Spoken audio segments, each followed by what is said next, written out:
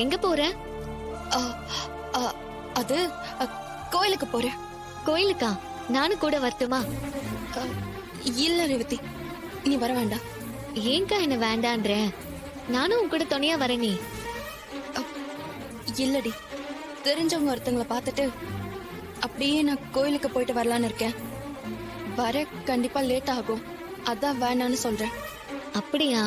சரிக்கா, பார்த்து பத்திரமா போயிட்டு வா. வரேன். அக்கா அக்கா, நேத்து நடந்த எதையும் மனசுல வச்சுக்காத. சித்தி பேசின எதையும் பெருசா எடுத்துக்காத. அவங்க குணத்தை பத்தி தான் நமக்கு தெரிஞ்சதாச்சே.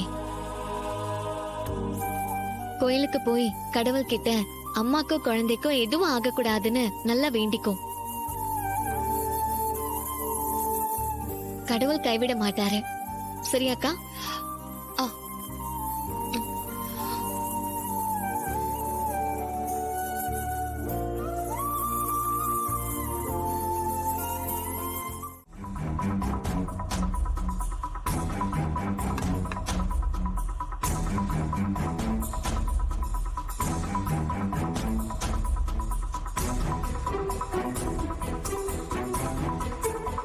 ரேவதி, ரோகிணி எங்க ஆளையே காணோம். அக்கா வீட்ல இல்ல மாமா. வீட்ல இல்லையா?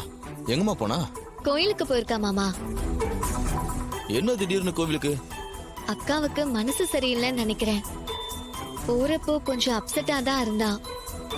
ஜோசியர் சொன்னது, அம்மாவுக்கு ஆக்சிடென்ட் நடந்ததெல்லாம் அவளை ரொம்ப பாதிச்சுச்சுன்னு நினைக்கிறேன்.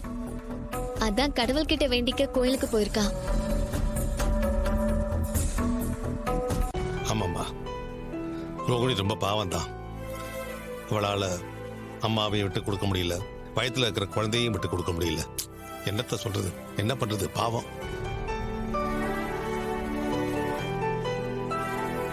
ஆமாம்மா, அவ நார்மலாவே இல்ல.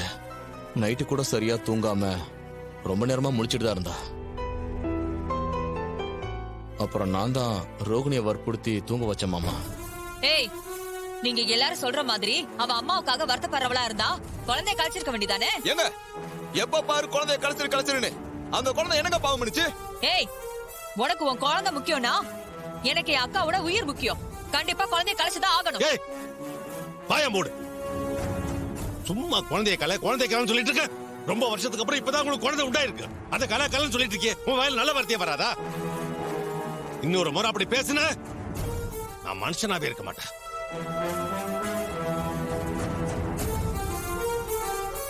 இவங்க என்னைக்குப்பா மத்தவங்களோட வலி வேதனை எல்லாம் புரிஞ்சிருக்காங்க? எல்லாரையும் காயப்படுத்தி பேசுறதுதானே இவங்க வழக்கம். அதான் எதை பத்தியும் யோசிக்காம அக்கா குழந்தைய கலைக்க சொல்றாங்க. எனக்கு அந்த ஜோசியர் மேலதான் டவுட்டா இருக்கு.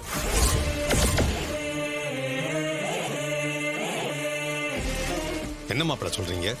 ஜோசியர் மேல டவுட்டா? ஆமா மாமா, யாரோ ஒரு மிரட்டி தான் அப்படி சொல்ல வச்சிருக்காங்க.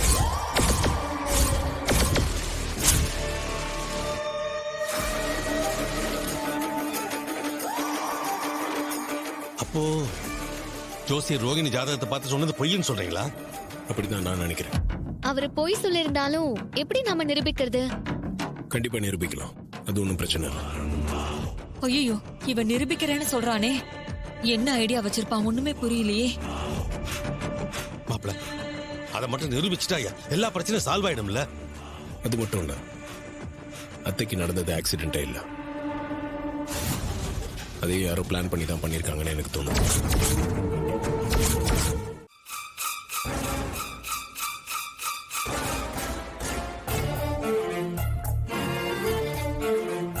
ஐயா, இப்ப என் பொண்ணு முழுங்காம இருக்கா.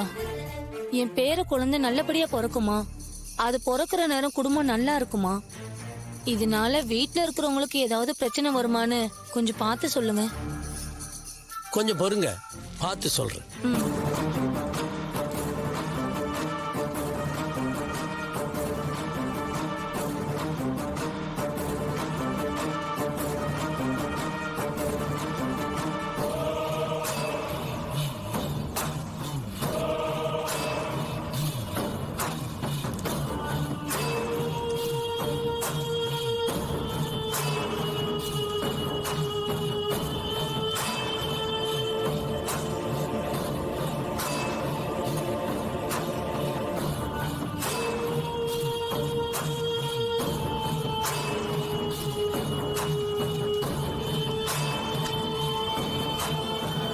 உங்க பொண்ணு ஜாதகம் அமோகமா இருக்கு.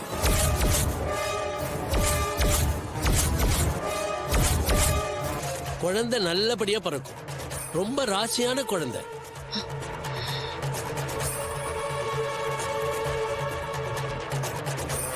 அந்த குழந்தை பிறக்கிற நேரம் உங்க பொண்ணு குடும்பமே ஓஹோன்னு இருக்கும். அவங்க வாழ்க்கையில பெரிய முன்னேற்றம் அடைவாங்க. ஜோசியரையா, பிறக்க போற குழந்தையால தாய் வழி பாட்டிக்கு ஏதாவது பிரச்சனை வருமா? நல்லா இருப்பாங்களான்னு கொஞ்சம் பார்த்து சொல்லுங்க. உங்களுக்கு என்னம்மா, பிறக்க போற குழந்தையோட ராசி நீங்க நல்ல ஆரோக்கியத்தோட 100 வருஷம் இருப்பீங்க.